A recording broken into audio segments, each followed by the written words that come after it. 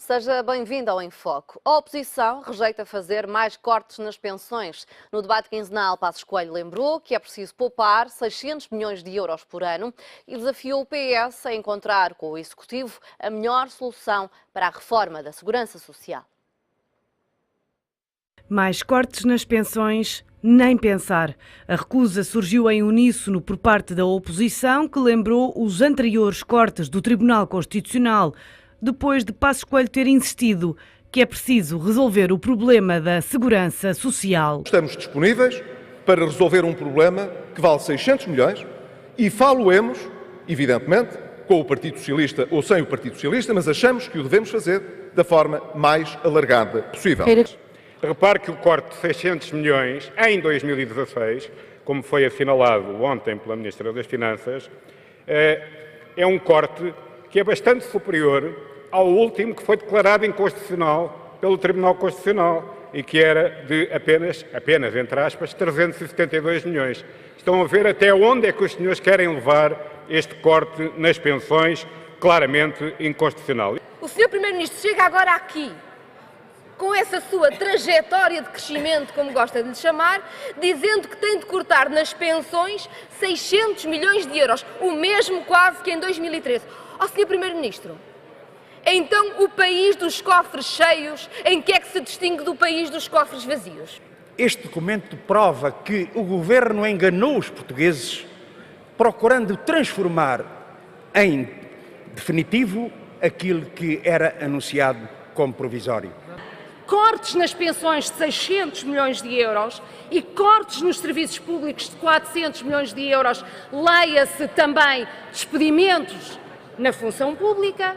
Isto não é a expectativa dos portugueses, Sr. Primeiro-Ministro. É falso que se diga que nós queremos cortar 600 milhões em pensões. Já o disse aqui, não vale a pena insistir nessa tecla. Que me digam, no entanto, qual é a melhor forma de fazer este equilíbrio de modo a repartir esse financiamento que a Segurança Social precisa por causa desse déficit nas pensões públicas, de modo a que nós possamos ter um consenso nacional para estabilizar essa reforma.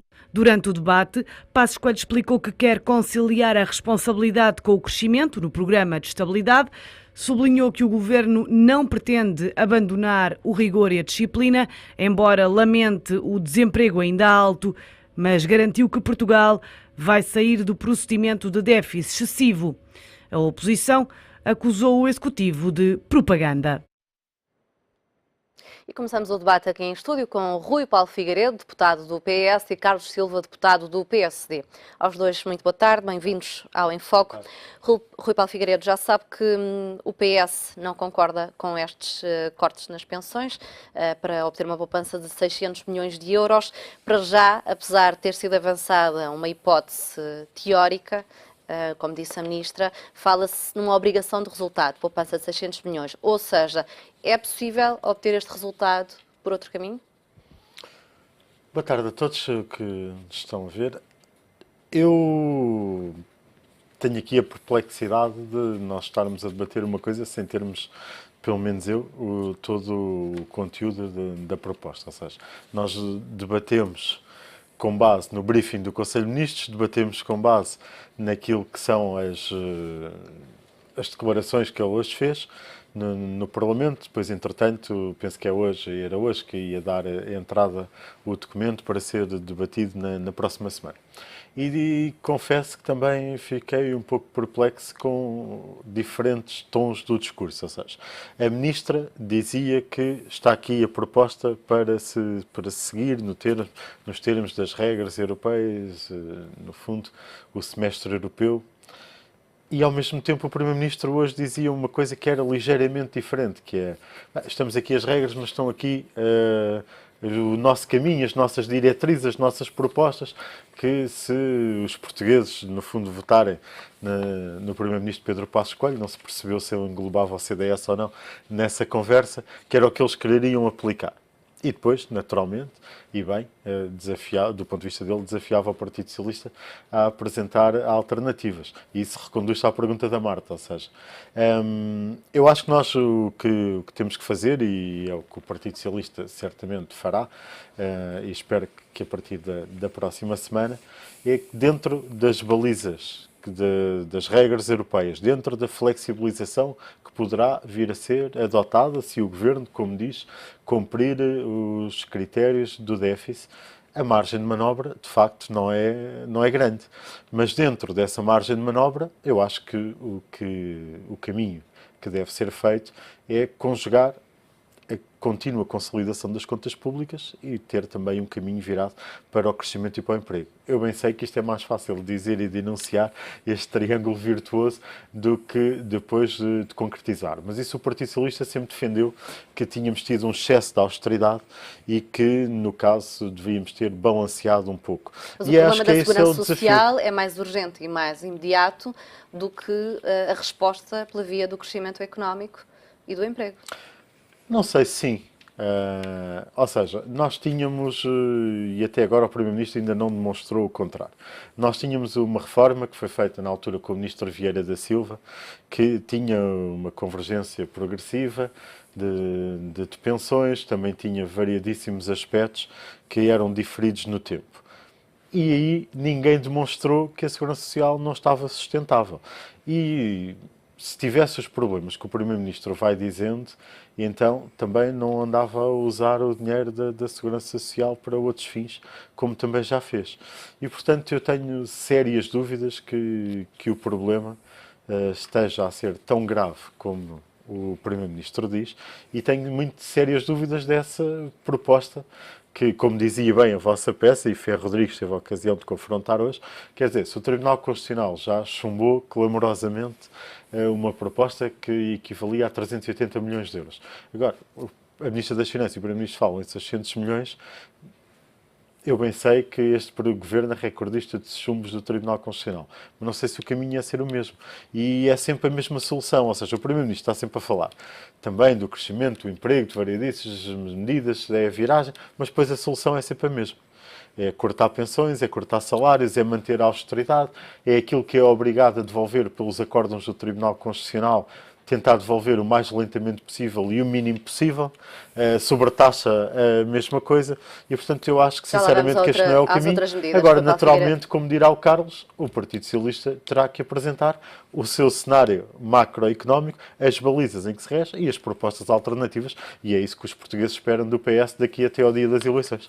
É confrontar alternativas. Carlos Silva, porquê correr o risco de avançar com uma hipótese técnica que já foi chumbada pelo Tribunal Constitucional? Não, antes de mais, boa tarde, não está, para já não sabemos se a hipótese técnica que foi chumbada pelo Tribunal Constitucional vai ser a solução adotada nesta situação. Sabemos que temos um problema que está detectado e está identificado na Segurança Social. Agora, a fórmula para a resolução desse problema poderá não ser a mesma. De resto, a abertura que hoje o Primeiro-Ministro deixou no debate relativamente ao facto de estar disponível sem qualquer tipo de preconceitos para discutir esta questão com o Partido Socialista, o maior partido da oposição, e a partir do único partido daqueles que estão fora do arco, dos que estão no arco da governação, que poderão ajudar a encontrar soluções para o país, e tendo até a perspectiva que o Partido Socialista tem de vir a governar no futuro, porque aquilo que medidas que estamos a ser tomadas, que estão a ser anunciadas hoje, são medidas para vigorarem a partir dos próximos anos, a partir do próximo Orçamento de Estado. E nessa circunstância, no cenário de novo governo. Mas o problema da sustentabilidade da Segurança Social resolve-se com mais cortes? O problema da sustentabilidade da Segurança Social no que toca às contribuições públicas, porque a outra não está em desequilíbrio, vai ter que se resolver com o apoio de todos os portugueses, porque o desequilíbrio estrutural é fortíssimo e, nessa circunstância, vai ter que se resolver com o apoio dos portugueses. Mas também há a possibilidade de se colocar aqui as empresas também a pagar parte deste déficit. Já ouvi falar a possibilidade de recorrer à componente de IVA. Há um conjunto de soluções em aberto, naturalmente, que eu não conheço, mas que poderão contribuir para que este problema se resolva de forma sustentada. O Rui Paulo Figueiredo citou aqui a reforma de Vieira da Silva de 2006.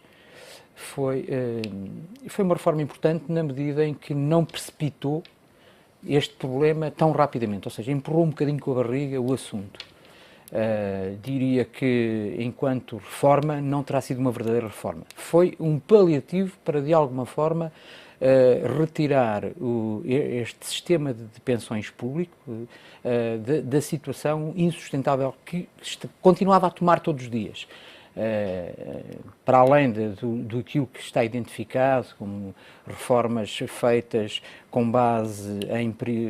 feitas na base de perspectivas futuras de entregas de meios financeiros que acabaram por não ocorrer devido a reformas antecipadas, devido a todo um conjunto de situações, portanto, que estavam a tornar o descalabro este sistema público de pensões. Nessa circunstância, essa reforma, de alguma forma, veio arrastar um bocadinho o problema para a frente, mas não resolveu de todo.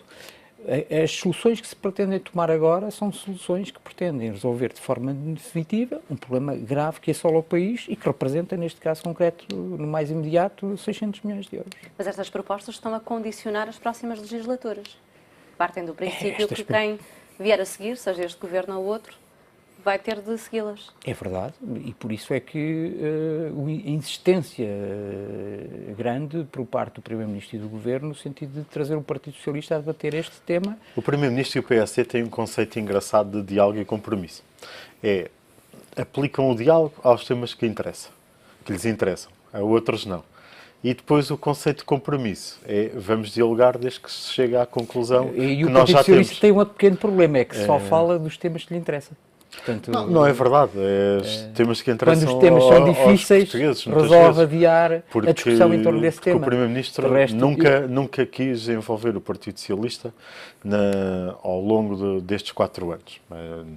Não vale a pena estarmos a fazer muita história, mas o exemplo paradigmático foram as 7 ou 8 revisões do memorando de entendimento sem passar cartão a ninguém. Rui Paulo Figueiredo, e sem dialogar. outro destes temas que foram anunciados em Conselho de Ministros, a devolução dos cortes salariais ao ritmo de 20% por ano. António Costa tem defendido que a reposição integral dos cortes deveria ser o mais rápida quanto possível. Isto seria o quê? O PS defenderia uma devolução total já?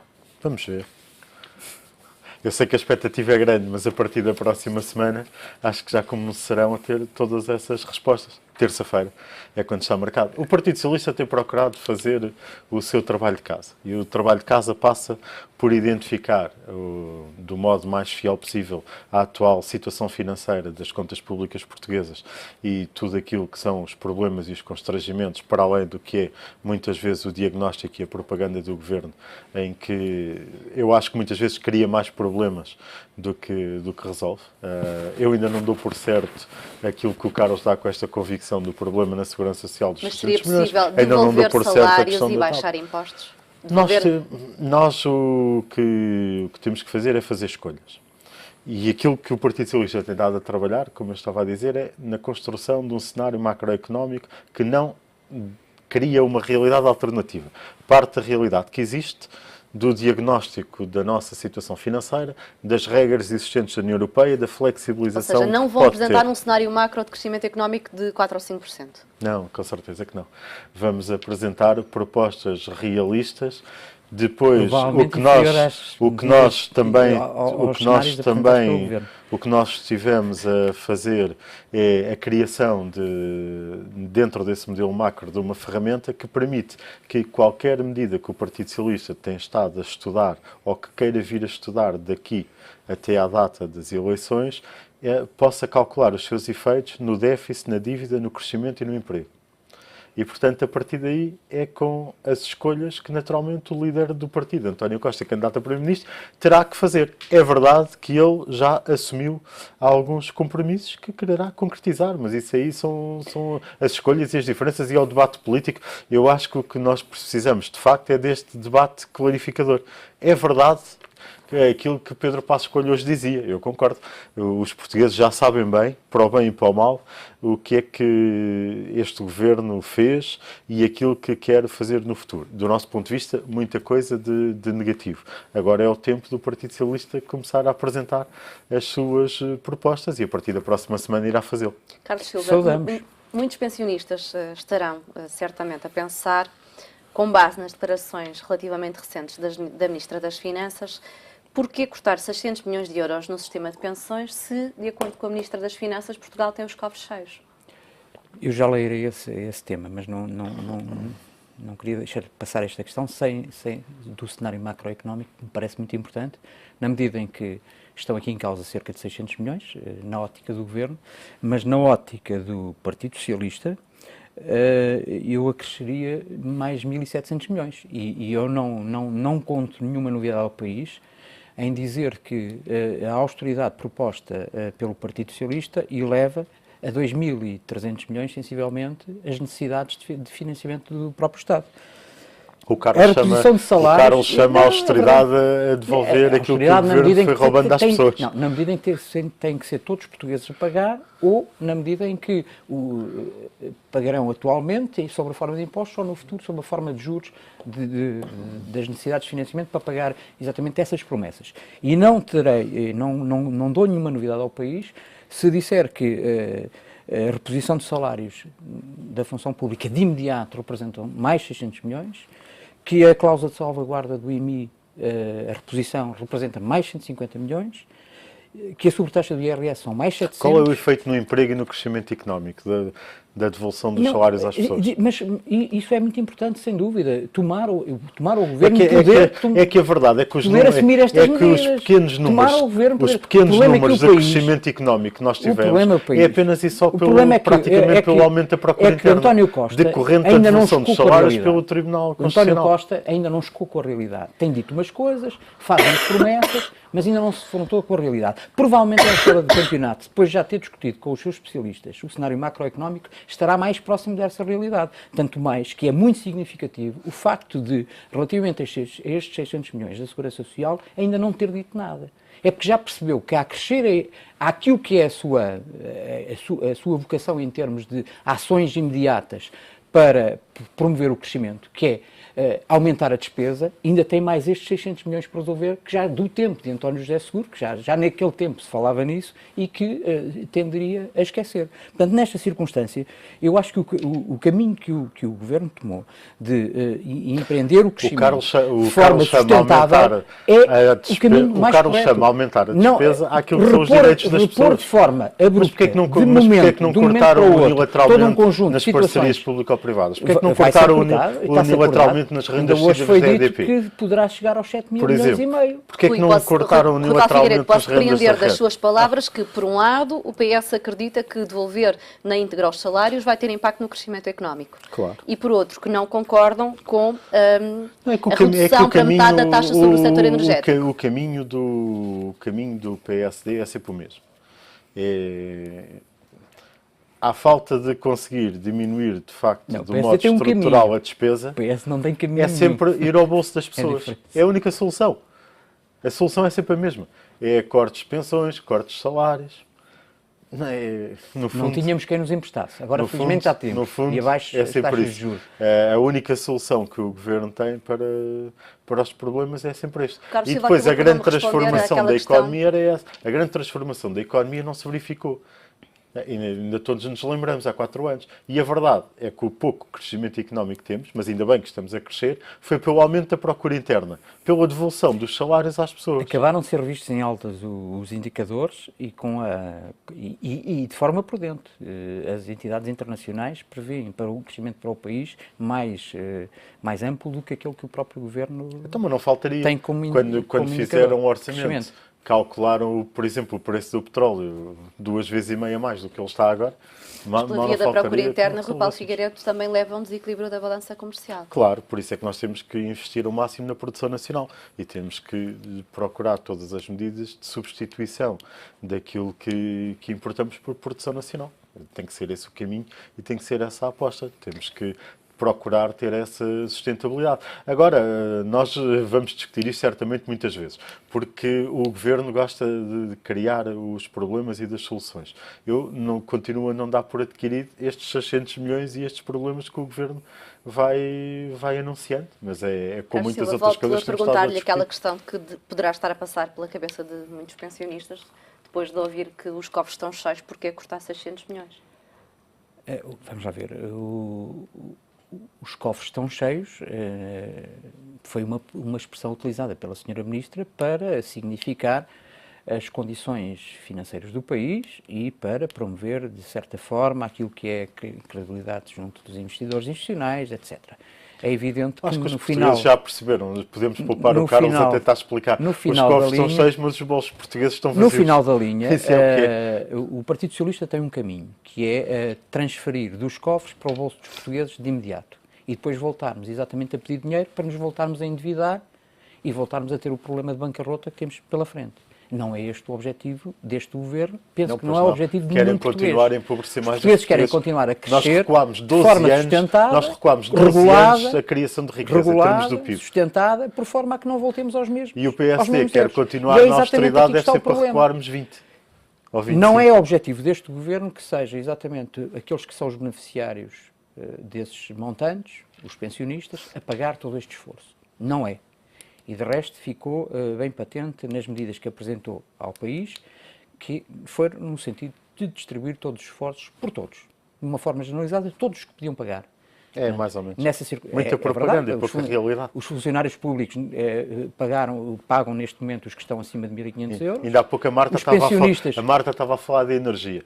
Os pensionistas contribuem de forma solidária os que estão acima de rendimentos acima de 4.600 euros. É muito interessante, por exemplo, ler um livro de um jornalista até aqui da casa, do Diário Económico, da Económico TV, que é os segredos de Estado. É muito interessante ler nessa parte da energia. Dos cortes não aconteceram, como é que caiu o Secretário de Estado, a notícia de hoje do pai do Secretário de Estado, que é assessor da EDP. É muito interessante ver os relatórios, o relatório adulterado pela equipa de Carlos Moedas quando foi fornecido à Troika, como é que para chegar o relatório verdadeiro o abandonaram. Mas estamos a falar de coisas laterais que não são laterais. Não são essas situações que vão resolver não são laterais, é que são os milhões e milhões de rendas permanentes com responsabilidade de todos os governos, também do Partido Socialista, vão chegar a 7.500 que é um ciclo simulacro. Milhões não, o Carlos agora está a falar das PPPs rodoviárias, está a falar das redes. E mesmo aí, pelo menos chegaram a um ponto, que é, ao fim de 3 anos,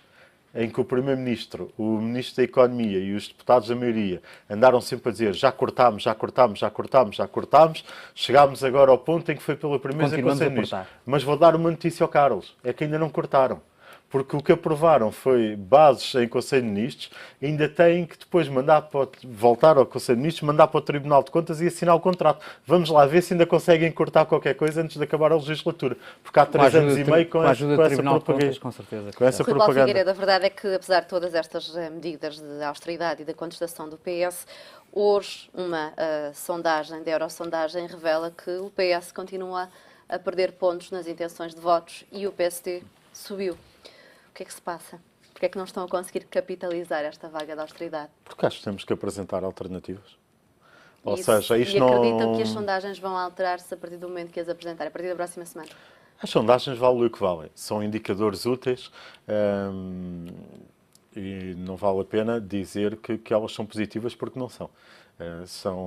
Aliás, António Costa e muita gente criticou sondagens similares quando a liderança era do António José Seguro.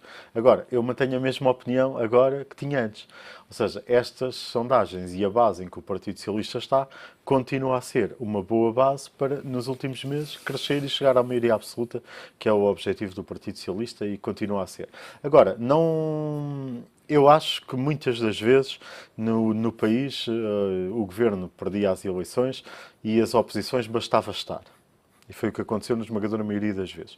Eu acho que os portugueses ainda bem estão mais exigentes. E o Partido Socialista só ganhará as eleições com maioria absoluta, rompendo com esta política, mas apresentando alternativas claras que sejam realistas. Os portugueses também não vão na conversa Siriza na Grécia, que também já vimos o que é que isso dá, ainda bem para muitos camaradas meus que acreditavam nisso, eu nunca acreditei.